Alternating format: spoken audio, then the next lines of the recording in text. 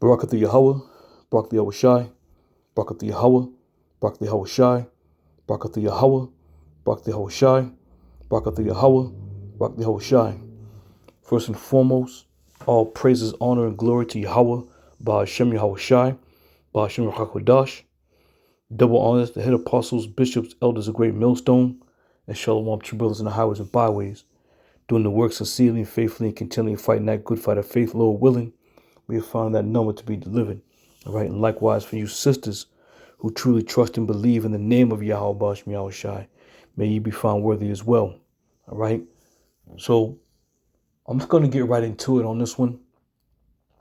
And the Lord gave us specific instructions to follow, all right, concerning the Passover. Specific instructions. And now you have to ask yourself, what is the significance of the Lord passing over? All right. And once you understand these things, you're going to understand that this is a serious matter that involves life and death, man. All right. Just because we're several years removed from the actual time when the Lord was on the scene doesn't mean the effect of it is less.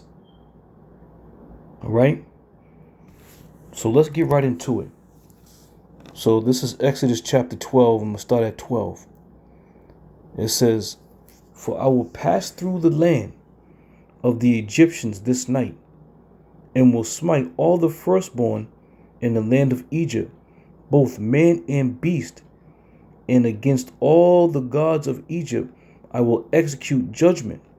I am the Lord." All right. So we have been informed, right, that the Lord's going to come through and start smiting people, deleting people, if you will.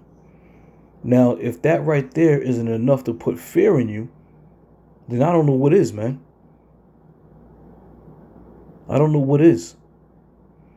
This is a fearful night that was about to take place, a fearful thing, I should say, that was about to take place, that the Lord was about to do, man. So let's continue on. Verse 13. It says, "And the blood shall be to you for a token upon the houses where ye are."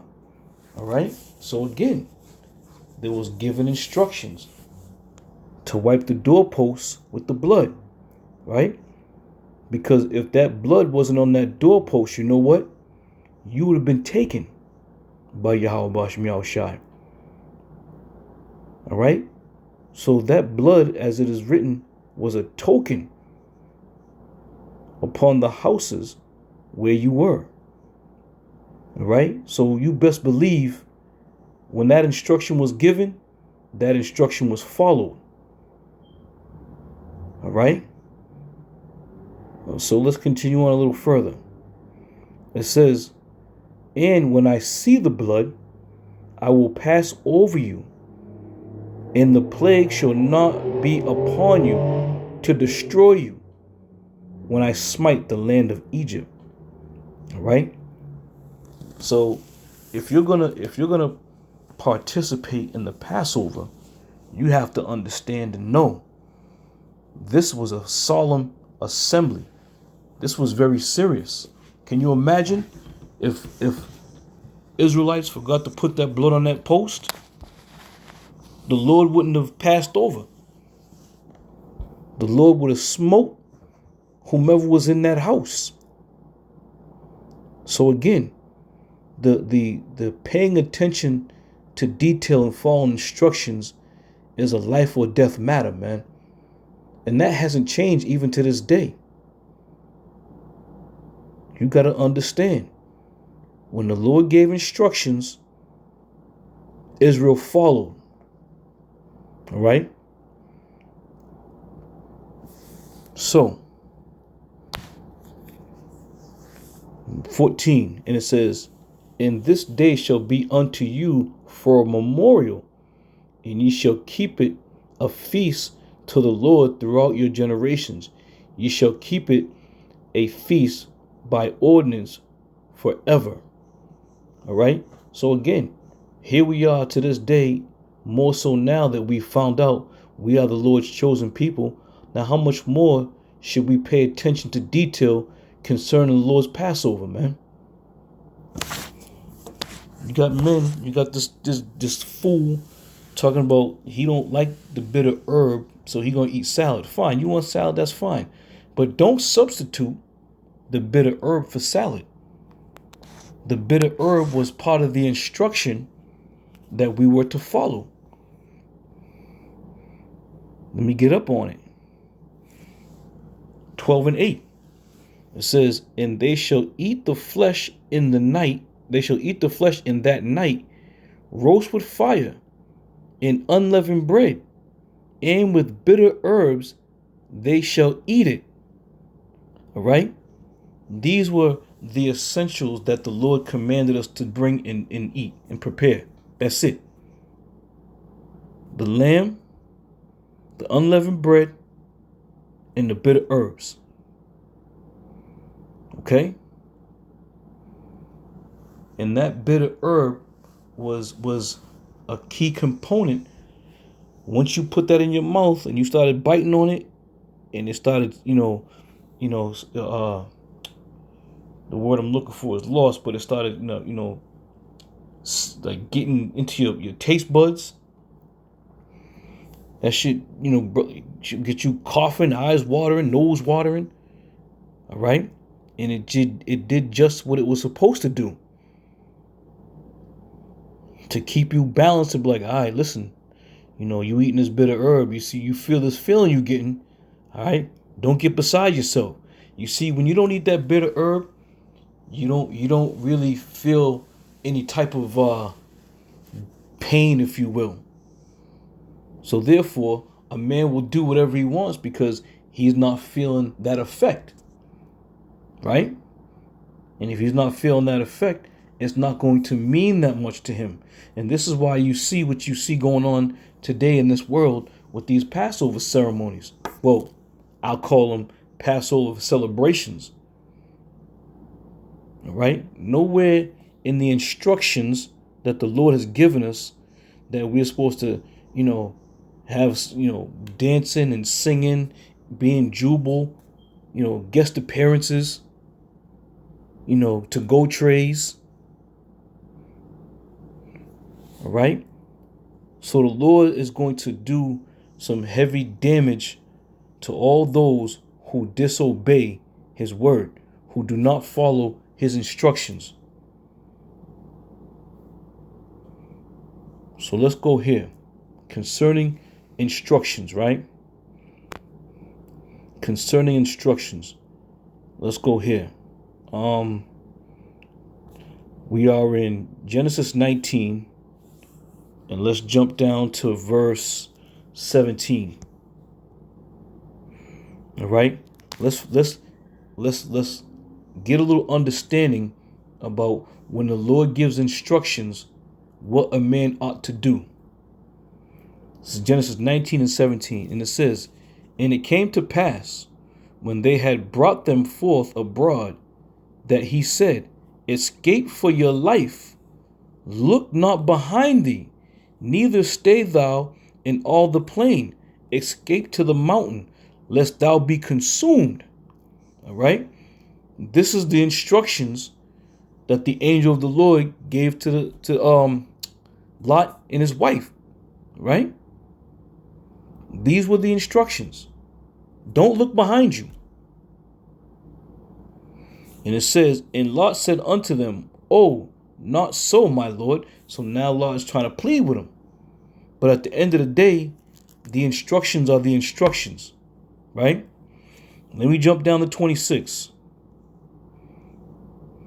Verse 26, it says, but his wife looked back from behind him, and she became a pillar of salt. All right? So she was destroyed. Why?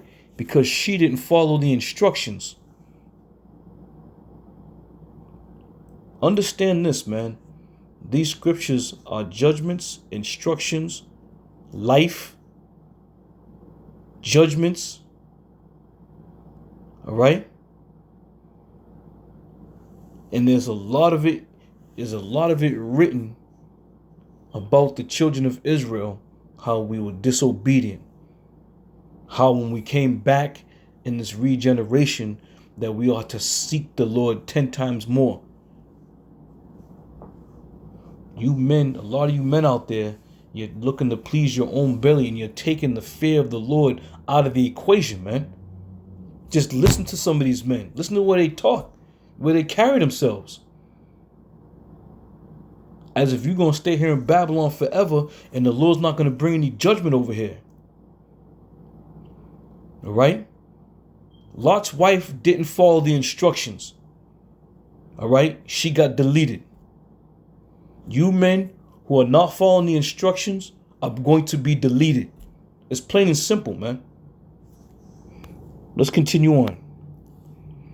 Wisdom of Solomon 10:7. It says, of whose wickedness even to this day the wasteland that smoketh is a testimony, and the plants bearing fruit that never come to ripeness, and a standing pillar of salt is a monument of an unbelieving soul. All right? You men are unbelieving souls, man. And this is what the Lord's going to do to you. Just the same shit he did to Lot's wife, he going to do to you, man. Because you're unbelieving. How simple it is to read these scriptures, and for some of you men to profess yourselves to be so sharp and attentive. You only take what you want to take that's going to be soothing to you. All right? Lot's wife was an unbelieving soul, so therefore she was made a monument to what? To keep you in remembrance of how terrible the Lord is. You men totally forgot about it. You forgot about Yahushua. When you sit there, all praise to the Most High. All praise to the Most High. Or the Most High in Christ. The Most High in Christ. You totally taking Yahushua out of the equation, man. Totally. And that's why we can't wait. We can't wait till the Lord to start pressing alternate delete on you niggas, man. And he's going to do so. John 14:15. It says, if ye love me, keep my commandments. And I will pray the Father, and he shall give you another comforter, that he may abide with you forever. All right? Keep the Lord's commandments. Even the instructions that he left through our forefathers, this one being Moses at the time, he gave Moses specific instructions for us to follow. And not only that, we have to follow them until the Lord comes back and delivers us up out of here, man. This is why we hold our Passovers annually. This is why we eat that bitter herb annually. We drink that wine annually. We eat that unleavened bread annually. All in remembrance of who? Yahushua, man. And him crucified. You people are celebrating a day of seriousness. You people are celebrating a day when the Lord Yahushua, when he went off to pray to the Father, asking him if it was possible to take that cup away from him.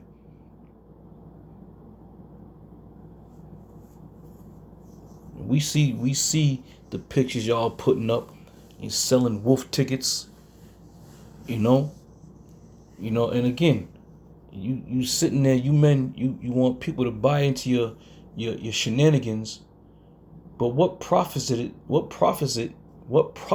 is it to them who are watching on TV, man? They can't drink the wine. You brothers know. We know. You know. But the Lord's not going to forget you for that, man. The Lord's not going to forget one bit of what you men have been doing. This is 2 Corinthians 5:11. It says, knowing therefore the terror of the Lord, we persuade men. And a lot of this, we speak to a lot of you young brothers who are just coming in, you know, to not get taken away by these men and their bullshit. Because, you know, Jake, we are a gullible people at that. You know, we are gullible people, especially being new into this. You see all the flashy shit. You know, everybody got a gimmick, man. They want to, yeah, I'm selling this, I'm selling that, we got this for sale, we got that for sale. You know, we got the new, you know, garment with the fringe, you know, the two-strap fringe and whatever the hell you brothers, you men be selling, man. And now you've made the Lord's house a house of merchandise. Point. This dude Hassad, he in their little live feed they had, he spoke about the Lord coming to destroy the place, right? And then he made reference and quoted 2 Ezra 9, right? And with that being said, went on to go on and say that he wants to do an in-depth lesson on mixing of fabrics. Nobody gives a damn, man, right now. This is a time of life or death, man. Men ain't concerned about whether or not we got the proper fabrics on, man. Knowing about the fabric is not going to get you an opportunity to get on them chariots, man.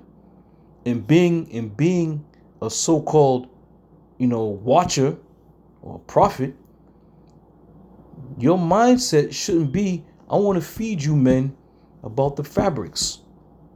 Your mindset should feed these men in Israel and whomever listens, feed them about the upcoming destruction, the impending danger that the Lord is going to bring upon the land, and that these men may prepare themselves and get themselves right.